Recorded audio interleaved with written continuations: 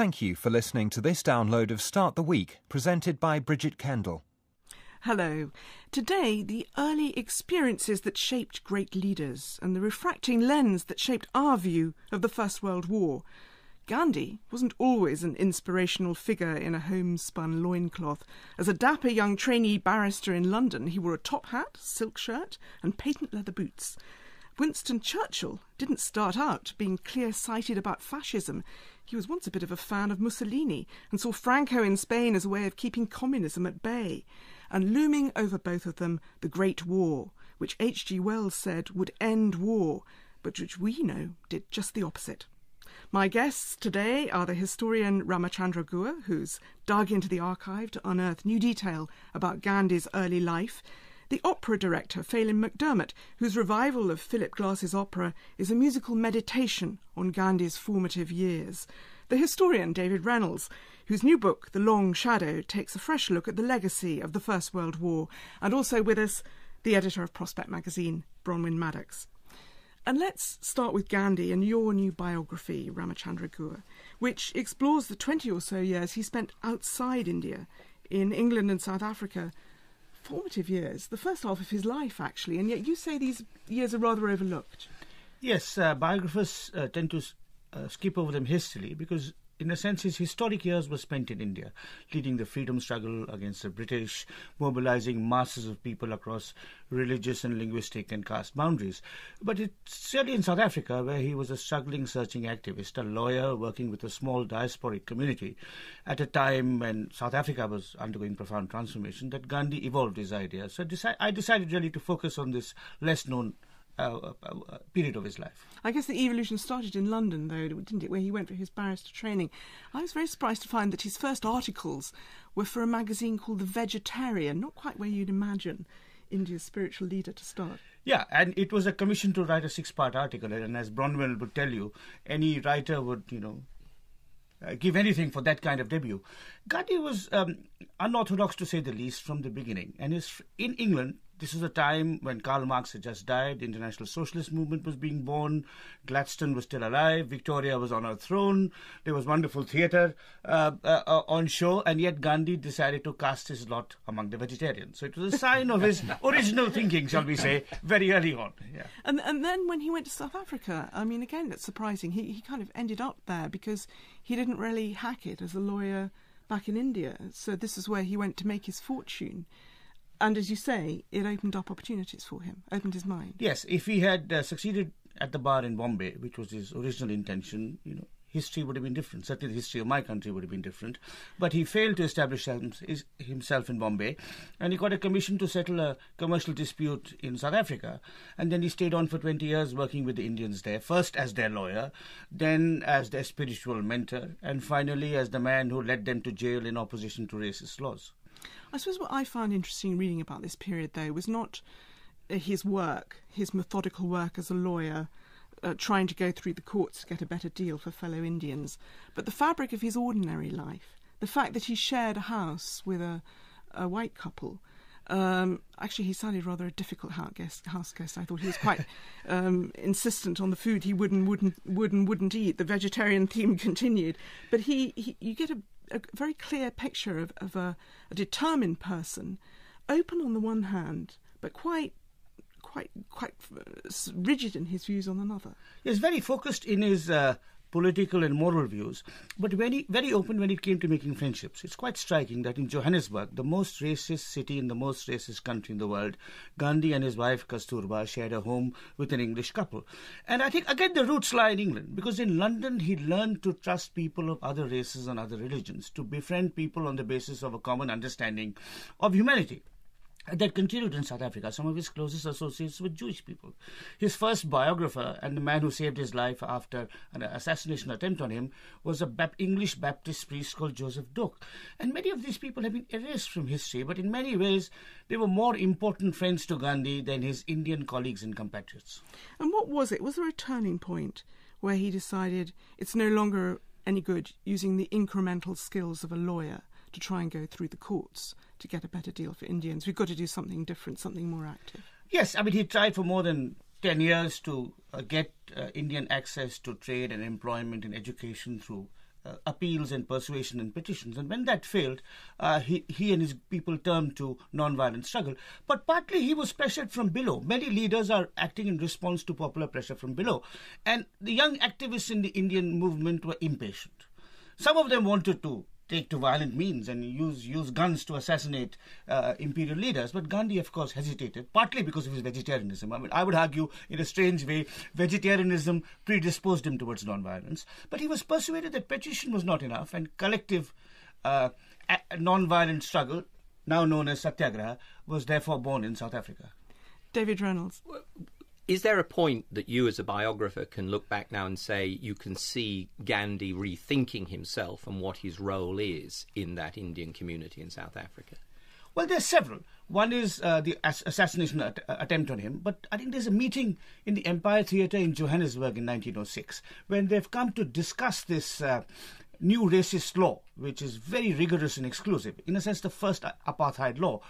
And he is taken along by the crowd protest. You know, incidentally, this happens on the 11th of September 1906, 95 years before another great 9/11 and more violent 9/11.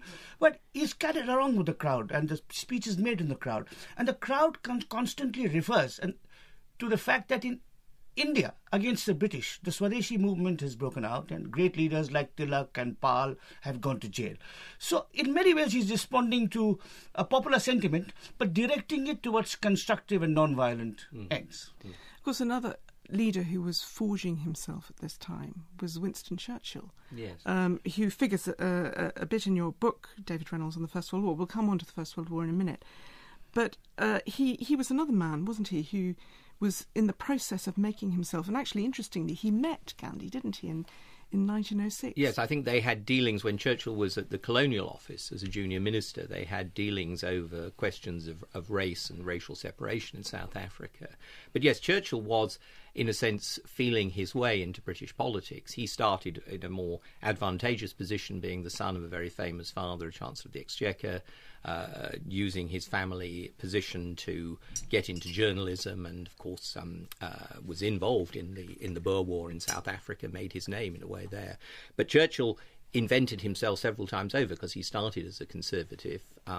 Then, as it was felt, he ratted and went to the Liberal Party, and then, horror of horrors, he re-ratted again and went off to the Conservatives again after the First World War. So he was somebody also, I think, developed his own sense of his own political identity and political place. Do we know what he thought of Gandhi?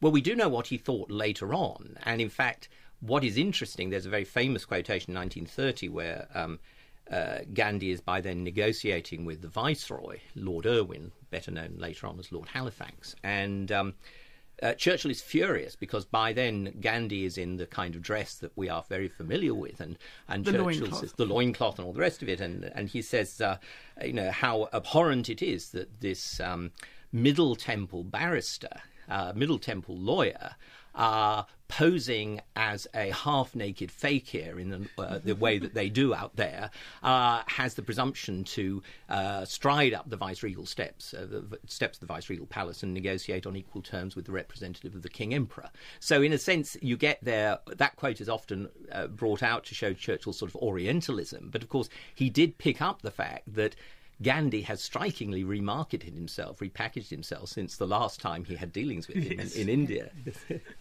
And what did Gandhi think of Churchill? Do we know? Not very much. He wrote him a couple of letters during the war, Second World War, where he said that since this war is being fought for freedom, I think you should grant Indian freedom too. Churchill didn't reply. When Churchill made those stirring speeches denouncing Gandhi in the early 30s, which David refers to, Gandhi sent one of his disciples, who was the daughter of an English admiral who turned native and wore more or less a loincloth or a sari, to talk to Churchill. But Churchill was this way. But I say one last thing about Churchill, not in defence of Churchill, but to contextualise this. Churchill was a die-hard imperialist, as many people, including David, have written. But after India became independent in 1947, and after Gandhi's death, he became very sympathetic to Indian aspirations. And he once said about Gandhi's great political heir, Jawaharlal Nehru, he has conquered fear and he's conquered hate. And in the Commonwealth in the early 50s, this unrepentant imperialist actually worked quite well with people like Nehru. And that's a less-known aspect of Churchill's later life. He mellowed, I think, the older he got. What do you think, David Reynolds, about the idea that these two men were both thinking about how they could be and, as you say, reinventing themselves? Was this, do you think, a sort of a possibility of that time? Do you think this is something that tells us something about that era? Well, I think many politicians go through a sense of how, of thinking about their identity and repositioning themselves. But what's striking about that period, I think, is that you've got some amazing forces unleashed, which nobody really knows how they're going to play out. So the issue of race, which a number of people say at the beginning of the century, this is going to be the big issue of the 20th century. But if you asked anybody in 1900 which race, if you use that language, was going to be on top, it would, for the rest of the century, it would be the white races. So there's a huge transformation because, in many ways, of the two world wars, the huge turmoil that's unleashed in India after the First World War, and particularly during the Second World War, which changes the whole picture. Another issue which is hugely controversial and explosive is the question of democracy. In Britain, before the First World War, there's a huge amount of debate about whether you actually give the vote to almost the untouchables, if you like, in our country, the working class and horror of horrors, women. That debate is totally changed by the war. And then you have to deal with the question of how can you run a country with mass democracy. That's been a huge issue. It's a issue right through the 20th century. It has been for Britain. It was for Germany in a totally different way. It was for India. And leaders are positioning themselves around these unknowables as well as the sort of more known, quantifiable things about, my immediate political advantage. It raises fascinating questions, doesn't it, Bronwen Maddox, about whether political leaders today, great leaders in the making perhaps, have the same opportunity to position themselves, to flip-flop even. That's interesting, and obviously what we've been discussing is how Gandhi and to some extent Churchill changed their minds. But I was very moved, I have to say, by particularly by Ramachandra's portrait of Gandhi, of how he was reaching for his political appeal and his sense of political appeal and building it up, not knowing how he might deploy it. And yes, as we've been discussing, these events do allow leaders or potential leaders to position themselves, but it is different now. More scrutiny, younger leaders who come to the public eye perhaps earlier. I mean, thinking that there is a job out there that exists called politics, and I will go into it. Yes, this is not the discussion we're clearly having about the early 20th century. But as David was saying, these very fundamental debates about democracy and liberty were very articulate through that period, about whether you could have an empire and be a democracy and still run an empire, whether you could be liberal at home and still command this empire. And I think we forget how much voice was given to those debates then. It's interesting, isn't it, when you think about these fundamentals, race, democracy, what big themes they were then being torn apart and examined, that this should be the period, Phelim McDermott, that Philip Glass should decide to write an opera about, the early years of Gandhi, an opera which you directed and a production you're now reviving. You'd think, how could you do that with opera? How could you, with something which is basically about music, talk about a period in Gandhi's life where all these ideas are being formed? I mean, I think Philip's his impulse behind creating the opera was kind of similar, was that there was he noticed that there was this formative period of Gandhi's life that happened in South Africa where he kind of forged his initial ideas and his values. And I think he was kind of surprised that there hadn't been a bigger discussion about what that was and how he formed those ideas. And it's kind of interesting because when you do an opera about Gandhi, there's a tendency to think, oh, it must be like a biopic, and Richard Attenborough's in a way he has the kind of he got there first in terms of telling the story, as it were, and of course publicly that's what people know about. And I think Philip's impulse, it wasn't to call it Gandhi the early years, it was to call the opera Satyagraha, which is the principle that Gandhi formed in these early years. And it's actually, people say, well, what does that word mean? And at the time of first doing the opera, people said, well, can't we change the title? Because, and of course, in a way... Gandhi the opera. Gandhi the opera. In a way, there was a kind of... I sort of said, well, because people don't know what it means, it's really important that we don't do that. Because it was an invented word. And we were talking earlier about how Gandhi had a competition because he disliked the idea of calling it passive resistance, because he didn't like the idea of something passive. I think his sense of activism is about something active. And the competition created this word which actually means truth force or love force. And in a way, the opera is a kind of meditation and a discussion on what the deeper levels of that word might mean. So what does love force actually tangibly mean? How can you say, I'm going to do satyagraha? And the answer is, I think, to connect oneself to to one's sense of inalienable power and one's spirit, and to go into conflict with awareness connected to that, so that one doesn't engage in trying to make change in the sense of being a victim, but to do it connected to one's sense of who one really is as a human being. And music is a vehicle that helps you feel those connections. Is that the idea? Well, I think it's a really difficult thing to talk about.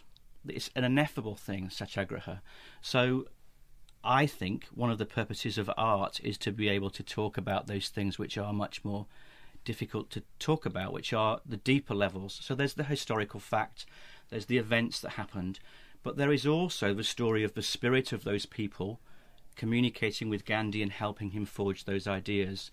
And I think music has a chance in some way to try and talk about those things, and that's what the opera does. Bronwen, Maddox. You're talking about it beautifully, Phelim. These are very verbal debates, if you like, and forgive me for asking. This is an opera in Sanskrit, which at the composer's request, with no surtitles. How much is this message beyond the meditative experience, which I can absolutely believe the audience will feel? But how much is this message and this very verbal debate, which you're articulating beautifully? How much is that going to actually reach people?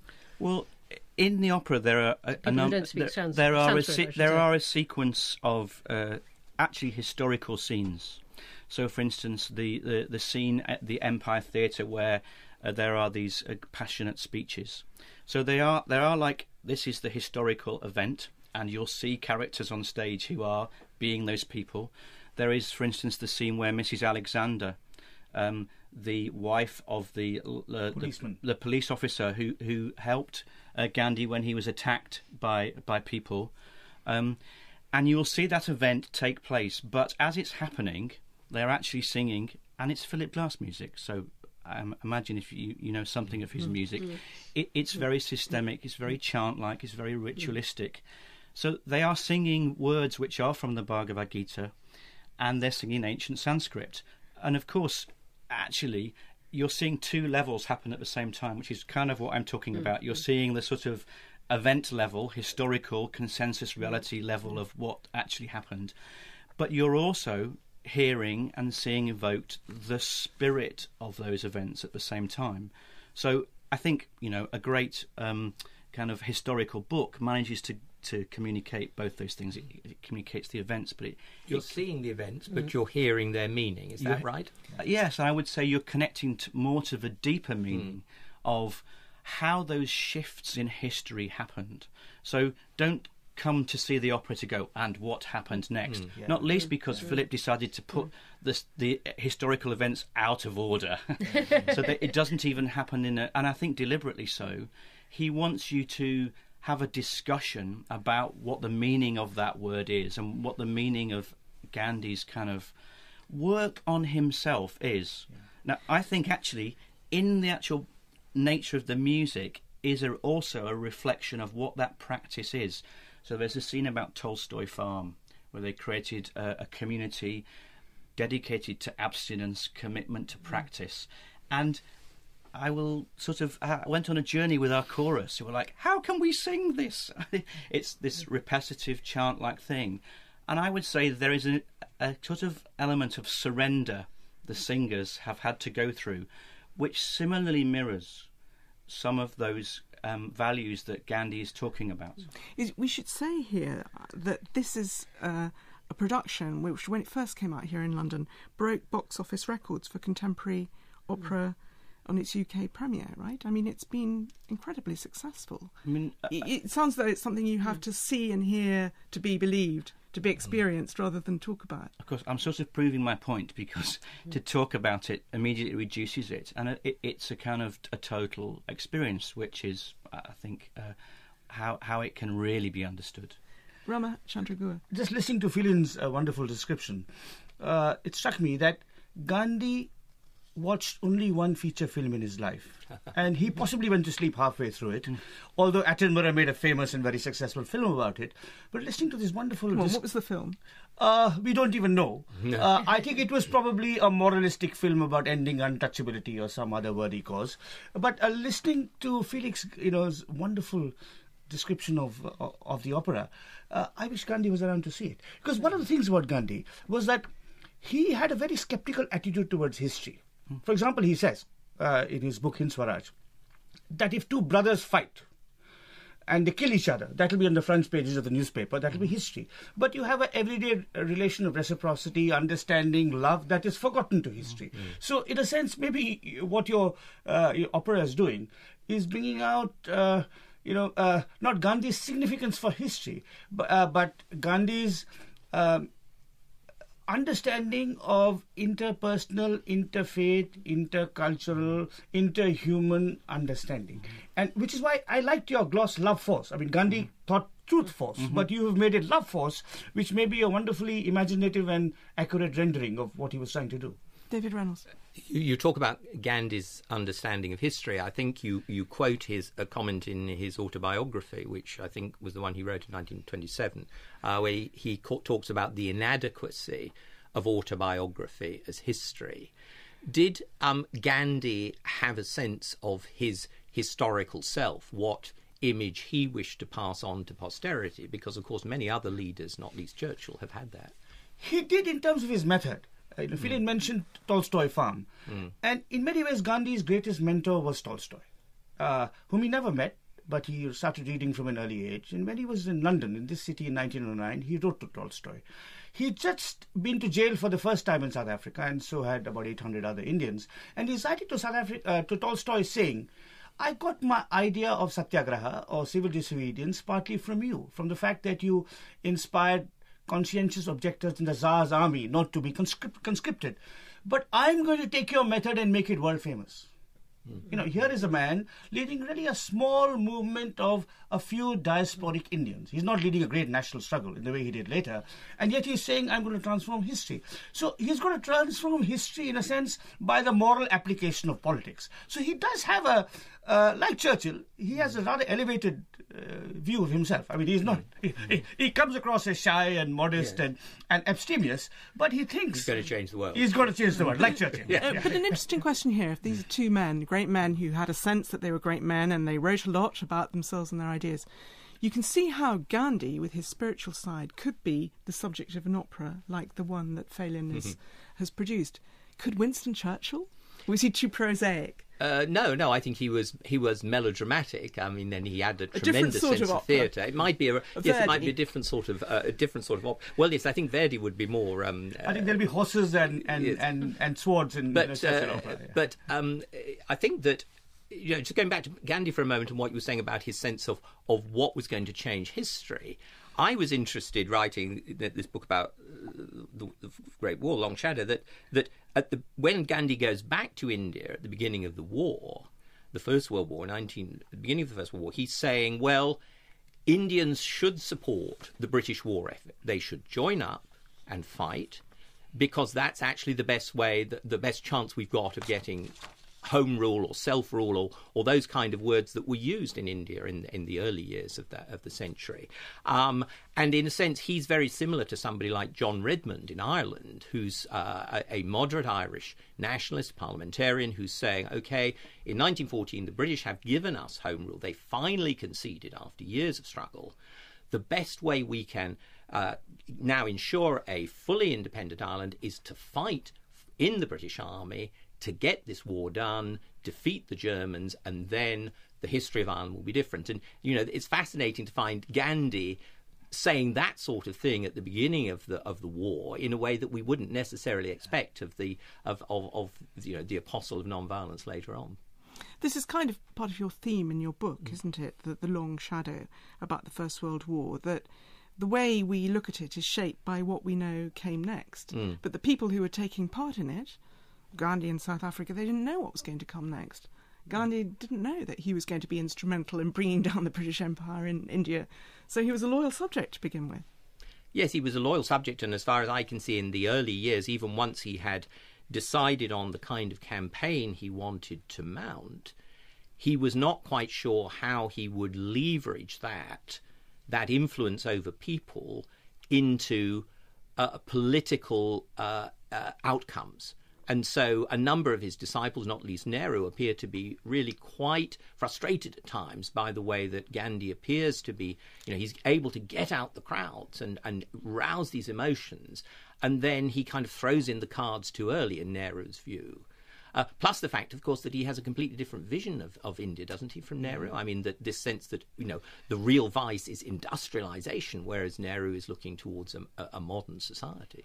Let's just broaden this discussion out a bit here, to think not about the men, but about the time and the outbreak of the First World War. And your book, David.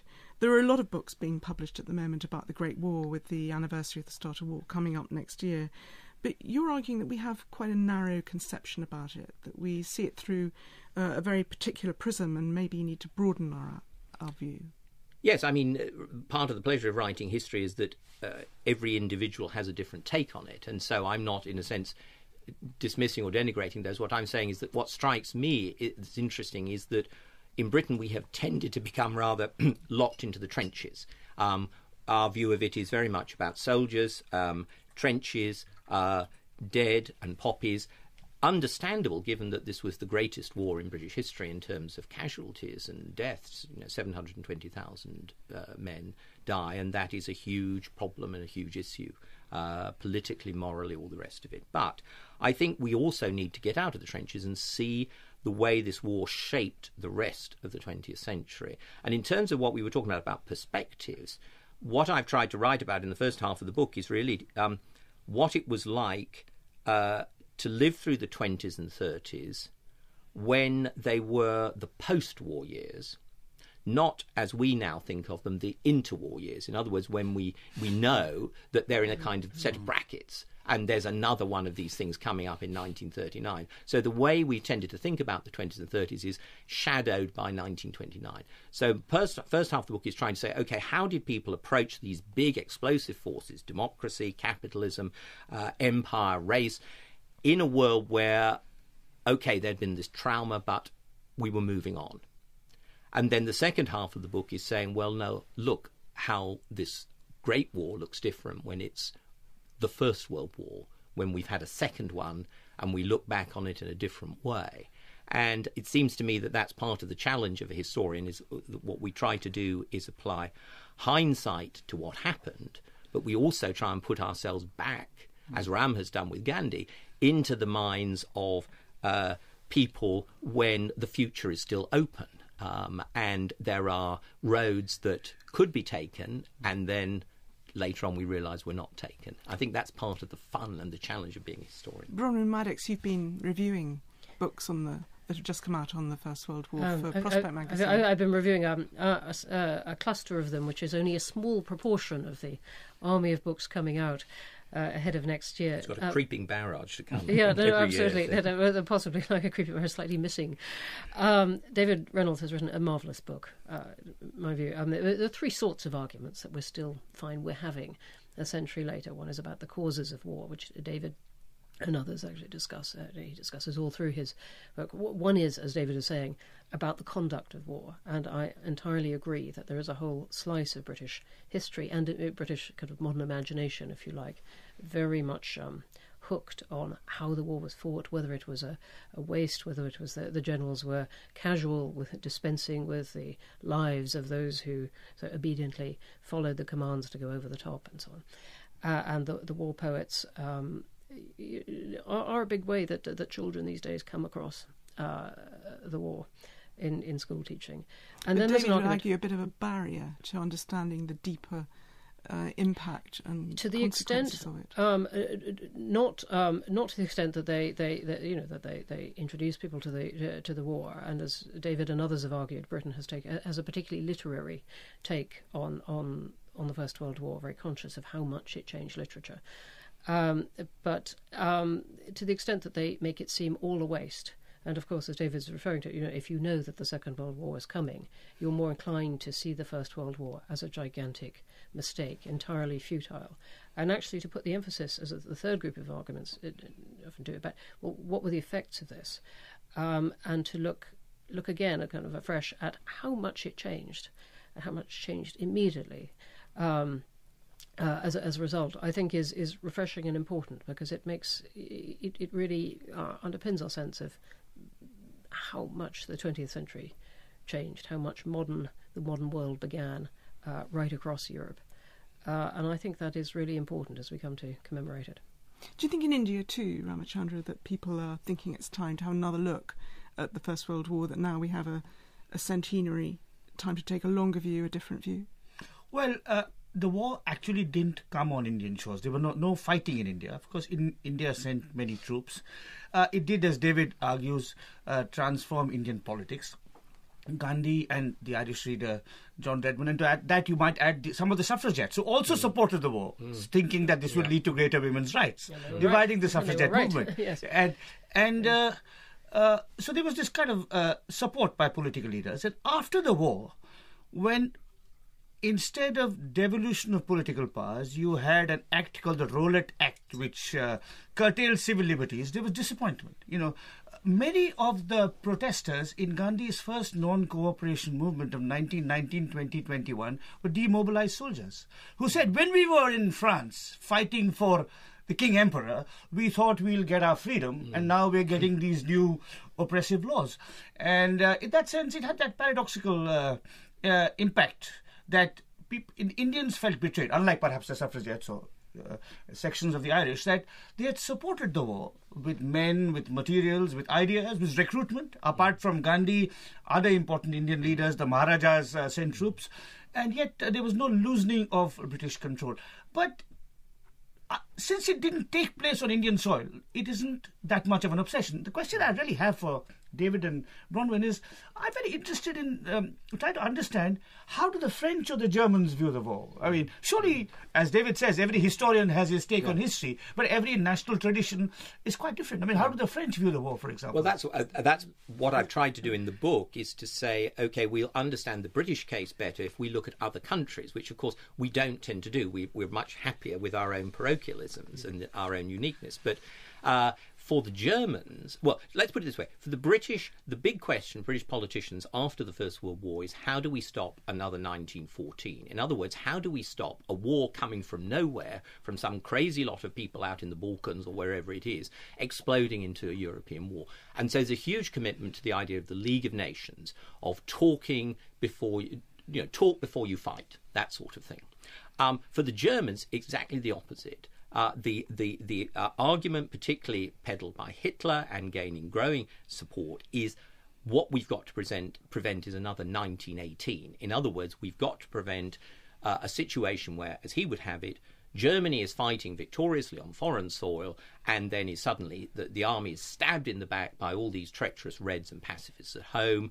The revolution takes place, all the rest of it, and so completely different narrative about what's going on. It's not so much never again as in Britain, but bring it on. We want the next one. That kind of thing. For the French, it's a tragic sacrifice. The French lose 1.3 million dead. But they are fighting to cleanse their own home country from an invader. It's a noble sacrifice. For them, the next war is a huge problem. It's humiliating defeat in 1940, huge moral problems about collaboration and involvement in Nazi regime, the Vichy government, all that kind of thing. So Second War is a huge problem. First World War remains noble. Whereas for us in Britain, it's the opposite. The First World War increasingly becomes a futile sacrifice, whereas the Second World War is, to take Churchill's famous phrase, our finest hour. End of history, really.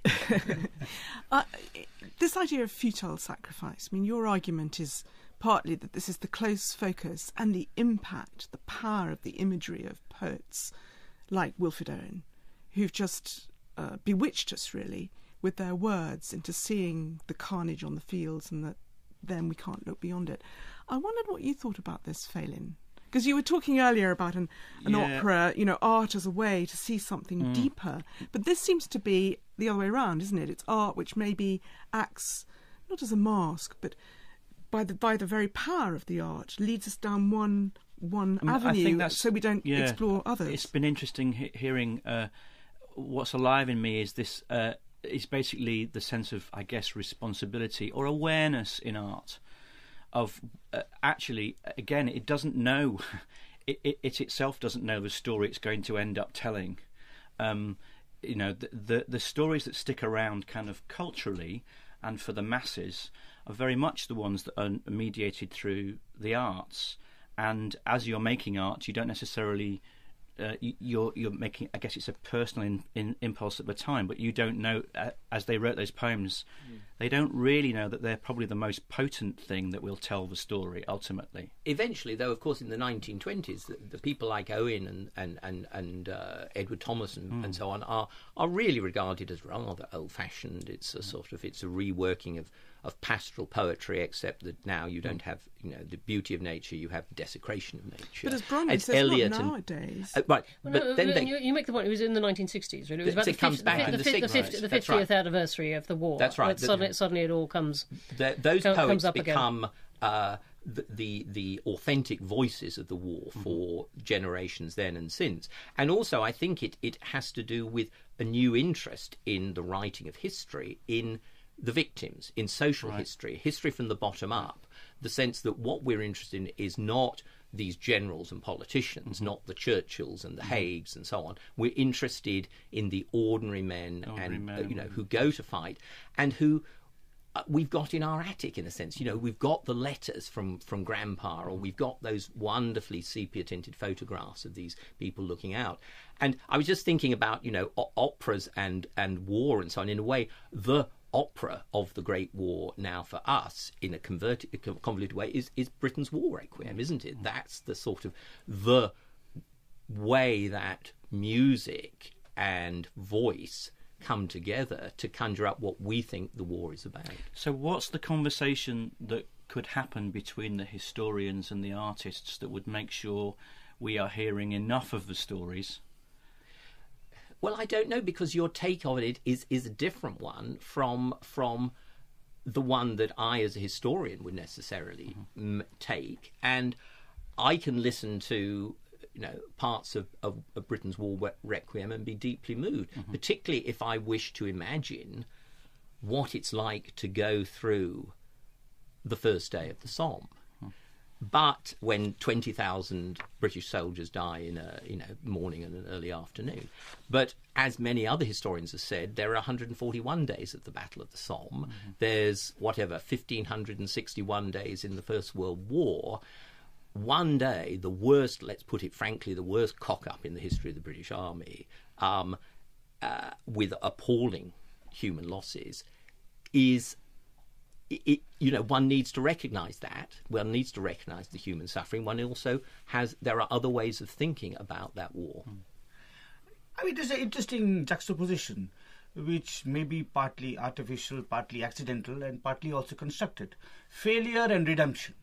The failure of the First World War redeemed by the heroic, focused leadership and in the Second World War for a noble cause, not in futility. And, I think many national myths are about failure and redemption. I mean, the redemption has to come after the failure. So I think that's the way you console yourself and give yourself national pride. And I wonder if a lot of the writing on the First World War, as you point out, in France is kind of the reverse, right? Whereas in Britain, it's nice. You have a happy ending so far, at least in terms of the Great Wars. And so far, but you can see Britain still kind of tussling over those kind of the ambivalence that had its roots in those years afterwards. We're liberal, but is it up to a point? We're open to the world, but limiting immigration now. We're good at fighting, but are we? You could a big power, but really, are we anymore? You can see all this still going on, and the sense of Britain being a fighting power, and even the romance of that, if you like, clearly was part of the mood that took Britain to war in Iraq and Afghanistan. Do you think 100 years on that we're going to end up in a year's time having sort of recalibrated our view of the First World War? I think yes. I think the kind of discussion that people are now having very explicitly because of this kind of book and because of looking back, I think is making people look again at this question of what has become a commonplace assumption in many quarters, that it was all a waste. And people looking again at, what would modern Europe and Britain have looked like, have felt like, if Germany had been setting the terms of a peace? What would have happened to liberal values? And looking much more at these questions, which are very explicitly a century old. What if, in fact, your magazine had an article about what if the First World War didn't exist? Leapt forward, no Second World War, straight into the European Union. Discuss. That's the subject for another programme. Thank you to all my guests. Bronwen Maddox, editor of Prospect magazine. Phelim McDermott, whose production of Satyagraha is on at the London Coliseum from Wednesday this week. Ramachandra Guha's Gandhi Before India and David Reynolds' The Long Shadow are both out now.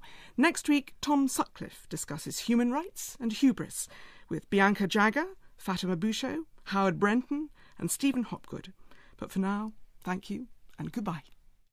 There's more information about Start the Week on the programme's website. Go to bbc.co.uk, where you'll also find many more Radio 4 programmes you can download for free. And David Reynolds, whose new book, The Long Shadow, takes a fresh look at the legacy of the First World War. And also with us, the editor of Prospect magazine, Bronwen Maddox. And let's start with Gandhi and your new biography, Ramachandra Guha, which explores the 20 or so years he spent outside India, in England and South Africa. Formative years, the first half of his life, actually, and yet you say these years are rather overlooked. Yes, biographers tend to skip over them hastily because, in a sense, his historic years were spent in India, leading the freedom struggle against the British, mobilizing masses of people across religious and linguistic and caste boundaries. But it's certainly in South Africa, where he was a struggling, searching activist, a lawyer working with a small diasporic community, at a time when South Africa was undergoing profound transformation, that Gandhi evolved his ideas. So I decided really to focus on this less-known period of his life. I guess the evolution started in London, though, didn't it, where he went for his barrister training.